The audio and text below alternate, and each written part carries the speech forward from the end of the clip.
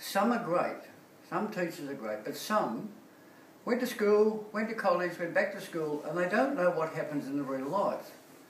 They're very see down a tunnel. They see it's learning, that's all they see. But life's not totally about learning. Today, if you've got a passion for something, you don't need a degree with a piece of paper.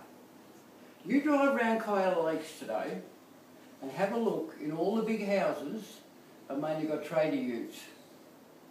Very few of them are academics because they've made doing what they love doing. Today, as long as you have a enough education to read and write and be able to use the internet, you can find out anything you want to know about any subject. The internet will tell you everything. Some of it's good, some of it's not, but you take in what's good and what's not good. I started off at school and I went to a number of schools. I went to Waverley High, I went to Melbourne High. None of that worked. I was Lloyd Street State School, all in Melbourne. My parents took me out of there and sent me to a business college, which was quite helpful because you were treated more like an adult than you were a kid. You know, teachers talk down to you. Teachers talk at you. You're not supposed to say anything back, you know, which was pretty hard for me at that time. I was a cheeky little bastard, and I wasn't frightened to say what I thought. So business college learnt me a bit.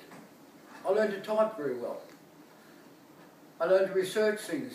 And there was no internet or anything when I was your age. It was all finding out of books. Anyway, I had a passion for horses. I've always had horses. My father was a trainer and jockey. My father was a trainer and jockey. And I was brought up from the time I can't remember when I didn't have one, had a horse. So I used to nick off from school and go down the race course and ride track work and do all sorts of things, get in trouble. So business college wasn't the answer, so I went and did an apprenticeship, started as a motor mechanic. Didn't like that, too greasy and dirty for me. So I left that and I went to Newmarket, which was in those days a very big market in Newmarket in Melbourne, sheep and cattle. And I started off as a clerk with John McNamara and Company.